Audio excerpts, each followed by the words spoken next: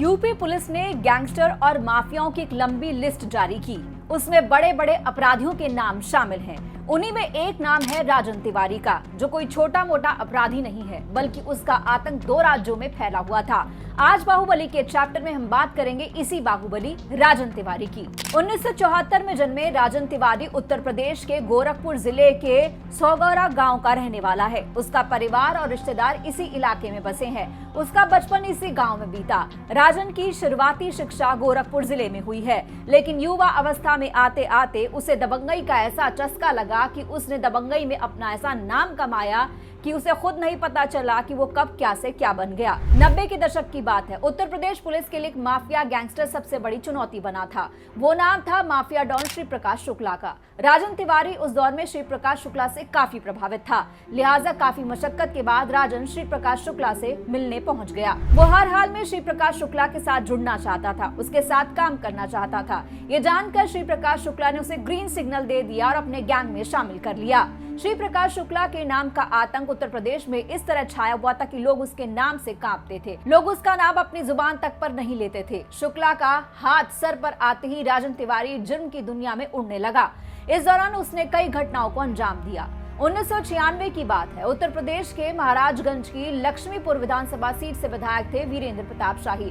उस वक्त उन पर जानलेवा हमला हुआ, जिसमें राजन तिवारी का नाम आया। वीरेंद्र प्रताप शाही भी गोरखपुर कैंट के रहने वाले थे। 24 अक्टूबर का दिन था जब गोलघर के पास अपने दफ्तर से वो घर जाने के लिए निकले। उनके साथ उनका सरकारी गनर जयराम राय भी था। दोनों ही जैसे कैंट के लॉज में पहुंचे तो उनकी कार पर बदमाशों ने ताबड़तोड़ फायरिंग कर दी। इस हमले में शाही की जांघ पर गोली लगी। उनकी जान तो बच गई, लेकिन उनके गनर जयराम की मौत हो गई थी। इस हमले के पीछे नाम आया था माफिया डॉन श्री प्रकाश शुक्ला का और उसके गुर्गे राजन तिवारी का। पुलिस ने इस मामले में दोनों को ही नामजद किया। हालांकि इस मामले में सबूतों की कमी की वजह से राजन तिवारी को 2014 में अदालत ने बरी कर दिया। इस हमले के बाद उत्तर प्रदेश पुलिस राजन तिवारी के पीछे हाथ धोकर पड़ गई थी।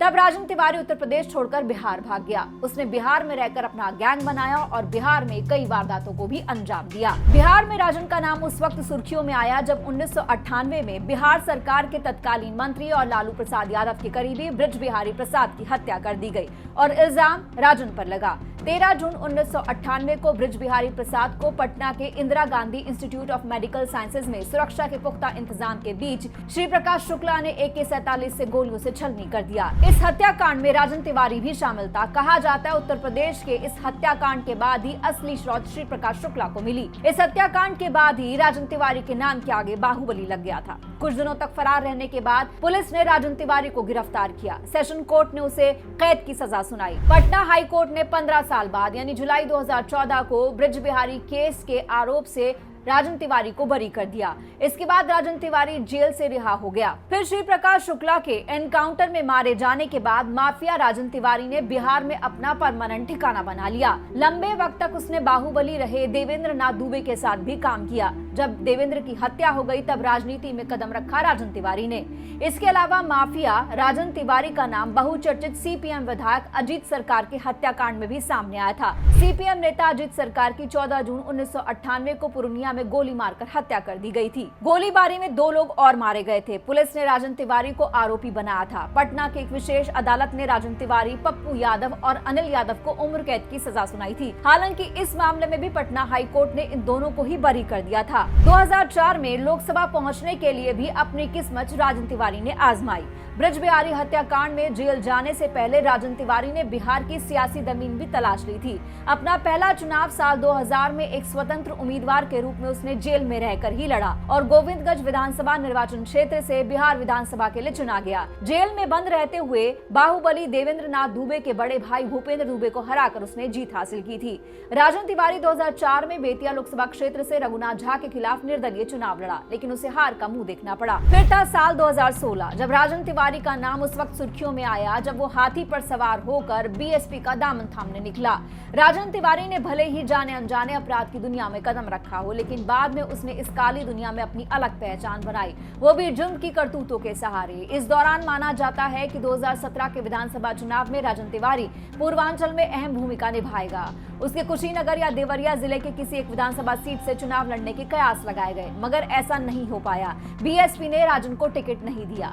BSP से निराशा हाथ लगने के बाद राजन तिवारी परेशान था। वो दूसरा विकल्प तलाश रहा था और तभी किस्मत बदली और बीजेपी का उसको साथ मिल गया। राजन तिवारी ने 2019 के लोकसभा चुनाव से ठीक पहले लखनऊ में बीजेपी की सदस्यता ले ली। इस पर काफी विवाद हुआ और उसके बाद बीजेपी ने उसको साइडलाइन कर दिया। बीजेपी से साइडलाइन होने के बाद राजन तिवारी जुर्म की दुनिया में लगातार सक्रिय रहा। पुलिस उसकी निगरानी कर रही थी। राजन तिवारी बिहार, उत्तर प्रदेश के कई जिलों में आपराधिक मामलों में दर्ज था। ये मामले करीब 3 दर्जन थे। राजन तिवारी पर 2004 में बेतिया के प्रसिद्ध व्यवसायी रमेश तोदी का अपहरण करने, फिरौती वसूलने का आरोप लगा।